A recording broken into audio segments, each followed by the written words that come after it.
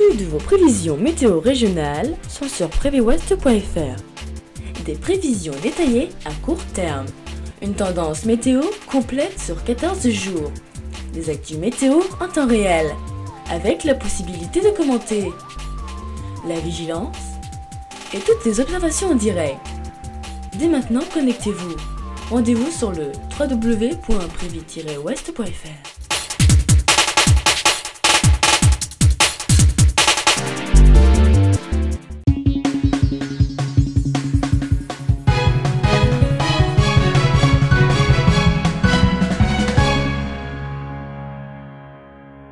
Samedi 24 avril 2010, des tornades et de violents orages se sont abattus sur les États-Unis ces dernières heures.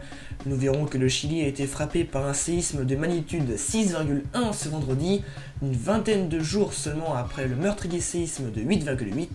Et enfin nous finirons comme d'habitude avec un point sur les températures relevées ce vendredi 23 avril 2010 dans le Grand Ouest. Des avis de tornades sont en cours sur une ligne allant du Texas jusqu'au Kentucky en passant par l'Arkansas.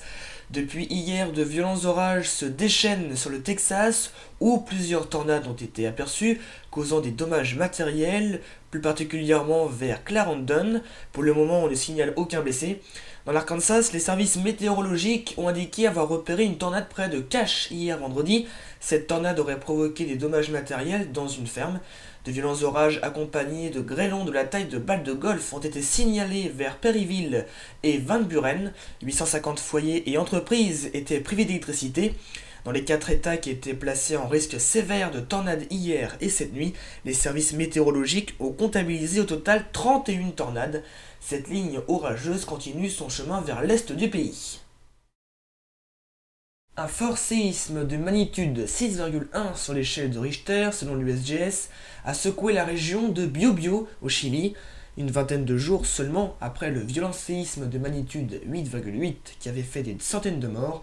Le séisme de ce vendredi s'est déclaré à 10h03 heure UTC, avec un épicentre localisé à environ 65 km au sud de Concepción. À Concepción, justement, les réseaux téléphoniques ont été perturbés, mais aucune alerte au tsunami n'était émise. Ce séisme a rapidement fait surgir de mauvais souvenirs aux habitants suite au séisme meurtrier du 27 février dernier. Ce vendredi midi, les autorités n'indiquaient pour l'instant aucun blessé ni dommage matériel. Et on finit avec les températures relevées ce vendredi 23 avril dans le Grand Ouest.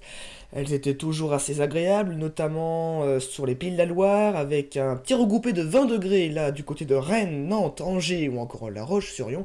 Toujours frais sur les côtes normandes, mais heureusement les températures devraient afficher des valeurs quasiment estivales la semaine prochaine.